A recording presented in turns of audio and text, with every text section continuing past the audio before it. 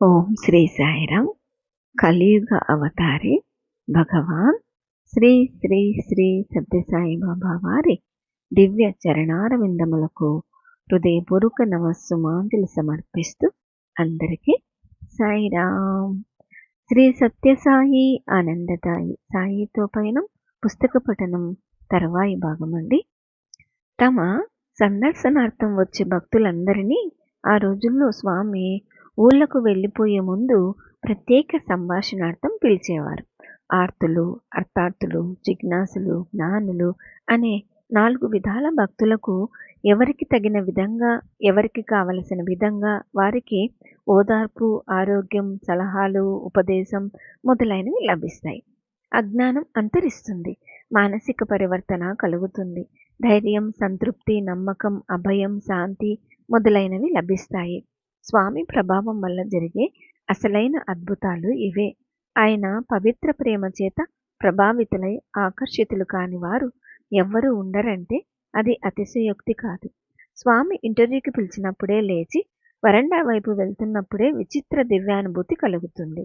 మానవ రూపంలో ఉన్న దేవునికి అతి సమీపంగా, అత్యంత సన్నిహితంగా ఉన్నప్పటికీ ఆ అనుభూతి అనిర్వచనమైనది. మధుర ప్రేమామృతమూర్తి అయిన ఆ దేవునికి ఆ జీవుడు భయభక్తి వినయ విధేయతలతో దాసోహమని ఆత్మార్పణ చేసుకోకుండా ఉండలేడు. ప్రొఫెసర్ ఎన్ కస్తూరి గారు ఇలా రాశారు. ప్రశాంతి నిలయంలో స్వామి ఇంటర్వ్యూలిచ్చే గదిలో మనిషి ప్రవర్తనలో మార్పు కలుగుతుంది. నమ్మకాలు పరివర్తన చెందుతాయి. విశ్వాసం బలపడుతుంది. శారీరక మానసిక వ్యాధులు నివారింపబడతాయి. మహోద్రేకాలు శాంతపడతాయి.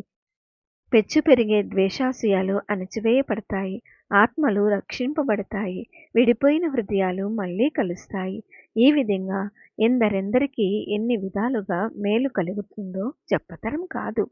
ఇంటర్వ్యూ ముగిశాక ఆ గది నుండి బయటికి పొడికండ్లతో వచ్చేవారు చాలా అరుదు. అసలు ఎవ్వరూ ఉండరనే చెప్పవచ్చు. స్వామి అనుగ్రహించే ఇంటర్వ్యూలు ఆనాడు ఎంత తరచుగా అందరికీ లభించేవో ఈనాడు అంత గొప్ప అరుదైన అవకాశంగా మారిపోయాయి. ఎందుచేత దేశ దేశాల నుండి స్వామి కొరకు వచ్చేవారి సంఖ్య నానాటికి పెరిగిపోతూ ఉండడమే ఇందుకు కారణం. ఆ రోజుల్లో ఆశ్రమంలో శ్రమదాన సేవ కార్యక్రమాల్లో పాల్గొనే అవకాశాన్ని స్వామి భక్తులకు కలిగించేవారు. శ్రమదాన సేవ సాయంకాలం 3 గంటలకు ప్రారంభమయ్యేది. గుట్ట మీద వరకు భక్తులంతా వరుసలలో నిలబడి కొందరు తోడి ఇచ్చే నీటి కడవలను ఒకరి చేతిలో నుండి ఒకరు అందుకుంటూ ఎవరికీ శ్రమ లేకుండా ఆడుతూ పాడుతూ ఆవరణలోని పూల మొక్కల, పండ్ల చెట్లు అన్నింటికీ నీరు పెట్టేవారు. కట్టడపు పనులలో తోడ్పడేటప్పుడు ఇసుక, ఇటుకలు నింపిన తట్టలను ఒకరి చేతిలో నుండి ఒకరు అందుకుంటూ ఉత్సాహంగా చేర్చవలసిన చోటికి చేర్చేవారు. అటువంటి సమయాల్లో స్వామి మా మధ్యనే తిరుగుతూ చిరునవ్వుతో సలహాలిస్తూ, పలకరిస్తూ, పరిహాసలోక్తులాడి నవ్విస్తూ, సంతోషపెడుతూ దర్శనమిస్తూ ఉంటే భక్తులంతా అమితానందముతో ఉప్పొంగిపోతూ పనిచేసేవారు. శ్రమదాన సేవ చేయడం నేర్చుకోవడానికి కేటాయించబడిన 1 గంట కాలము ఒక్క క్షణంలాగా గడిచిపోయేది. అంతలో స్వామి పండ్ల బుట్టతో ప్రత్యక్షమై ఒకసారి భక్తులందరికీ పంచిపెట్టడం ప్రారంభించారు. తీసుకున్న వాళ్ళందరినీ మందిరానికి వెళ్ళండి అని చెప్పారు. గుట్ట దిగువన ఉన్న వాళ్ళు స్వామి స్వహస్తాలతో ఇచ్చే ఫలప్రసాదం అందుకోవడానికి పైకి వస్తూ ఉంటే స్వామి వారించారు. పైకి రాకండి. వీళ్లకు చిన్న చిన్న అరటిపళ్ళు ఇస్తున్నాను. రసవంతమైన పెద్ద బత్తాయి పళ్ళున్నాయి నా దగ్గర. అవి మీకిస్తాను అని చెప్తూ వాళ్లకు ఒక బత్తాయి పండు తీసి చూపించాడు. తర్వాత భక్తులంతా ఉపన్యాసాలు వినేందుకు మందిరంలో కూర్చున్నారు. ఎవరో స్వామి అన్నారు. ఎక్కడా అని చూస్తే మేడపైనున్న కిటికీలో నుండి మందిరంలోకి చూస్తూ కనిపించారు స్వామి. అరటిపండు ఒలుస్తున్నట్టుగా అభినయిస్తూ తిన్నారా అని సంజ్ఞలతోనే అడిగి వెళ్ళిపోయారు. 4 గంటలకు స్వామి వచ్చి మందిరంలోని సింహాసనం మీద కూర్చున్నాక పండితుల ఉపన్యాసాలు ప్రారంభమయ్యేవి. సేవ అనే కర్మయోగం, పురాణ శ్రవణం అనే జ్ఞానయోగం, రెంటిలోనూ అంతర్వాహిని అయిన భక్తి యోగం అనే త్రివేణి సంగమంలో భక్తుల చేత ఆ విధంగా స్వామి పవిత్ర స్నానాలు చేయించేవారు. 1950 నవంబరు 23వ తేదీన జరిగిన ప్రశాంతి నిలయం ప్రారంభోత్సవానికి అమ్మ ఒక్కరే వెళ్ళి చూసి వచ్చి ఆ వైభవాన్ని చెప్తూ ఉంటే, అయ్యో! చూసే భాగ్యం లేకపోయిందే అని మేము చాలా బాధపడ్డాము. 1951 ఫిబ్రవరి నెలలో మహాశివరాత్రికి ప్రశాంతి నిలయానికి యాత్ర చేశాం. నేను నా భర్త కలిసి. వచ్చేటప్పుడు మా పెద్ద కుమారుడు మురళి ఉపనయనం స్వామి సన్నిధిలో జరిపించుకునేందుకు అనుమతి వేడుకున్నాం. స్వామి దయతో అంగీకరించారు. మళ్ళీ 1951 అక్టోబరు నెలలో దసరా చివరి 2 రోజుల ఉత్సవాలకి ప్రశాంతి నిలయం చేరుకున్నాం. ఉదయం సాయంకాలం 2 పూటల స్వామి వచ్చి సింహాసనం మీద కూర్చున్న తర్వాత శ్రీవారి సన్నిధిలో మేమందరం కుంకుమార్చన చేశాము. స్త్రీలందరినీ వరుసలుగా కూర్చోబెట్టారు. అందరి దగ్గర ఒక్కొక్క ఆకు వేసి అందులో కొంచెం కుంకుమ పెట్టి స్వామి ఫోటో ఒకటి పెట్టారు. ఒకరు లలితా అష్టోత్తరం చెప్తూ ఉంటే మేమంతా పూజ చేశాం.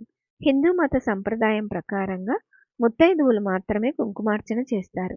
అందుచేత ఒక భక్తురాలు ముత్తైదువులను మాత్రమే వరుసగా కూర్చోబెడుతూ ఉండటం ఒకసారి స్వామి చూశారు. వెంటనే అక్కడికి వెళ్ళి ఆమెతో ఇలా చెప్పారు, అమ్మాయి ఇలా చూడు, భర్త లేని వాళ్ళు నన్నే స్మరిస్తున్నారు. వారందరికీ యజమానిని నేనే. పరమ వీరులు ధీరులు అయిన పాండవులు నిండు సభలో తమ ధర్మపత్ని అయిన ద్రౌపదికి మానభంగం జరుగుతూ ఉంటే నిస్సహాయంగా చూస్తూ మౌనంగా కూర్చున్నారు. శ్రీకృష్ణ భగవానుడే కదా ఆమెను రక్షించినవాడు. అందుచేత అందరినీ అర్చనకి కూర్చోపెట్టు. భగవంతుని స్మరించేవారు విధవలు కారు. భగవంతుని స్మరించని వారే విధవలు. కుంకుమార్చన ముగిశాక 2 నామావళులు పాడాం. అప్పుడు శ్రీ సత్యసాయి లలితాదేవి తాంబూల రగాధరయై సుందర మందగమనంతో స్వయంగా వరుస వరుసకి వచ్చి కరుణతో అందరికీ పాద నమస్కారాలు అనుగ్రహించారు. ఒక రోజున ఉదయము స్వామి పేదవారికి అన్నదానం వస్త్రదానం చేశారు. విజయదశమి రోజున వైభవోపేతంగా పెద్ద ఉత్సవం జరిగింది. దివ్యాభరణ భూషితులైన స్వామిని అందమైన పూల పల్లకిలో కూర్చుండ చేసి మంగళవాద్యాలు భజనలు ముందుకు సాగుతూ ఉంటే ఊరేగింపు ఉత్సవం ప్రశాంతి నిలయం నుండి బయలుదేరింది. పాత మందిరం దగ్గరికి వచ్చేసరికి స్వామి నుదుట పెద్ద కుంకుమ బొట్టు కనిపించింది. అది చూడగానే అందరిలో ఆనందోత్సాహాలు మిన్నుముట్టాయి. పొన్నమి చందమామను చూసి ఉప్పొంగే సముద్రపు హోరుల పెద్ద కలకలం బయలుదేరింది. ద్విగుణీకృతోత్సాహంతో ఊరేగింపు కొనసాగింది.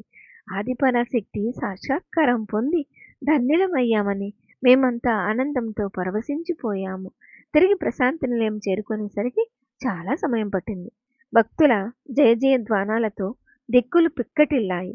శ్రీ సత్యసాయి జగజ్జననికి టెంకాయలు దుష్టి తీసి మహామంగళహారతి ఇచ్చారు. ఊరికి పోయే రోజున స్వామి మమ్మల్ని అందరినీ ఇంటర్వ్యూకి పిలిచారు.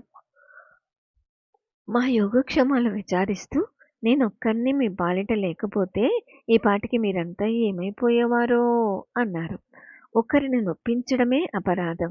ఏ ఒక్క జీవిని నొప్పించినా నన్ను నొప్పించినట్టు అవుతుంది. అందుచేత మీ వల్ల ఏ ఒక్కరి మనస్సు నొప్పి పడకుండా జాగ్రత్తగా నడుచుకోండి. అలా చేస్తే చాలు అన్నారు. అమ్మ రోగానికి విభూది సృష్టించి ఇచ్చి ఆమెకి తగ్గిపోతుంది, ఉపనయనానికి తీసుకునిరా అని చెప్పారు. స్వామి పాదాలకు కృతజ్ఞతతో నమస్కారం చేసుకుని ఆశీర్వాదం పొంది బయటికి వచ్చేశాం. మురళి మడుగు ఏర్పాటు చేసుకునే విషయంలో స్వామి ఆజ్ఞ పొంది ముహూర్తం నిర్ణయం చేసుకునేందుకు మళ్ళీ మేము 1951 అక్టోబరు 28వ తేదీన పుట్టపర్తికి బయలుదేరి వెళ్ళాము. రైలు యశ్వంతపురాన్ని దాటింది. మేము కూర్చొని ఉన్న బోగిలో మా కాలి కింద చక్రం యొక్క నట్లు మాను పలకని చీల్చుకొని బయటికి పొడుచుకుని వచ్చేశాయి. మా ఎదుటి సీటులో కూర్చుని ఉండిన పల్లెవాడొకడు చైను లాగేసి కిటికీలో నుండి బయటికి దూకేశాడు. వెంటనే బండి పెద్ద శబ్దం చేస్తూ నేల మట్టానికి కుంగిపోయింది. ఎవరికి ఏమీ అపాయం సంభవించలేదు. ఆ పల్లవాని రూపంలో స్వామియే మమ్మల్ని అలా కాపాడారు. లేకుంటే మేము బ్రతికుండే వాళ్ళం కాదు. మామూలుగా రాత్రి 2:30 గంటలకు పెనుగొండ చేరవలసిన రైలు తెల్లవారి 7 గంటలకు వెళ్లి చేరింది. మేము పుట్టపర్తి చేరుకునేసరికి మధ్యాహ్నం 2 గంటలైంది. చిత్రావతి నదిలో కాళ్ళు చేతులు ముఖము కడుక్కొని మందిరం దగ్గరికి పోతున్నాం. మెరూన్ రంగు నిలువంగి ధరించి భక్తవత్సలుడైన స్వామి చిరునవ్వు వెన్నెలలు కాయిస్తూ మాకోసమే నిరీక్షిస్తున్నట్టు ముంగిట్లో నిలబడి ఉన్నారు. బాలభానుని బంగారు కిరణాలు సోకేసరికి చీకట్లు చిందరవందరైపోయేటట్లుగా ప్రియదర్శనులైన స్వామినలా చూసేసరికి మా బళ్ళికలు ఎక్కడవక్కడ మటుమాయమైపోయాయి. హృదయాల్లో నిండిన ఆనందం ముఖాల్లోకి ఉప్పొంగి పొరలింది. ఇదేమిటి, మళ్ళీ ఎందుకింత తొందరగా వచ్చారు అని పలకరించారు స్వామి. మృదుమధురమైన ఆ పలుకులు పన్నీటి చిలకరింపులా మాకు సేద తీర్చాయి. మేము అప్పుడు వివరంగా మనవి చేసుకున్నాం. మమ్మల్ని మేడ మీదికి వెళ్ళమన్నారు. శ్రీవారు నేల మీద కూర్చొని మమ్మల్ని తమ చుట్టూ దగ్గరగా కూర్చోమన్నారు. ఆ రోజున స్వామి చాలా సంతోషంగా ఉన్నారు. ఆయన ధరించి ఉన్న పీతాంబరం చూసి, స్వామి, ఇది మీకు చాలా బాగుంది అన్నాను. ఇదా అంటూ దానిని చూసుకుంటూ, దీనిని వెంకటగిరి వారిచ్చారు. కట్టుకుని తీరాలని చాలా బలవంతం చేశారు. అందుచేత కట్టుకున్నాను అన్నారు. అమ్మ ఆరోగ్యాన్ని గురించి అడిగారు. ప్రపంచంలో అన్నింటికంటే మించింది తల్లికి చేసే సేవే. అంతకంటే గొప్ప సేవ వేరొకటి లేదు అన్నారు. లీలమ్మ ఎందుకు వచ్చింది అంటూ, మీ అమ్మ బాగున్నారా? ఇప్పుడెక్కడున్నారు? మైసూరులోనా, పూనాలోనా అని పలకరించారు. ఆమె జవాబు చెప్పిన మీదట వెళ్ళి విశ్రాంతి తీసుకోండని మాకు చెప్పి తాము కూడా లోనికి వెళ్ళిపోయారు. కొంతసేపయ్యాక మా వెంట తెచ్చిన పూలు పండ్లు తీసుకుని మేము మేడ మీదికి వెళ్ళాం. స్వామి తమ గదిలో నుండి వరండాలకు వచ్చారు. మేము స్వామి మెడలో పులమాలలు వేసి పండ్లు సమర్పించి నమస్కారం చేసుకున్నాం. లీలమ్మ గారితో కొంచెం సేపు మాట్లాడారు. మేము వెళ్తున్నామని తెలిసి స్వామి దర్శనము చేసుకుందుకు ఆవిడ కూడా మాతో వచ్చారు. నవంబర్ నెలలో తమ పుట్టినరోజు పండుగ జరిగిన మరునాడే మా పెద్ద కుమారునికి ఉపనయనం చెయ్యవచ్చునన్నారు స్వామి. పంచాంగం తేలేదా అని అడిగారు. తేలేదని చెప్పాం. పోనీలే, మాసాలలో కార్తీక మాసం చాలా శ్రేష్టమైనది. ఏ పని చెయ్యాలన్నా రాహుకాలం ఒకదానిని వదిలిపెట్టి మిగిలిన ఏ సమయంలో చేసినా పర్వాలేదు. దీనిని గుర్తు పెట్టుకోండి అన్నారు. స్వామి, ఉపనయనం ఇంటర్వ్యూ గదిలోనే చేసేయండి అన్నాం. వద్దు వద్దు, మొదటి శుభకార్యం చేస్తున్నారు.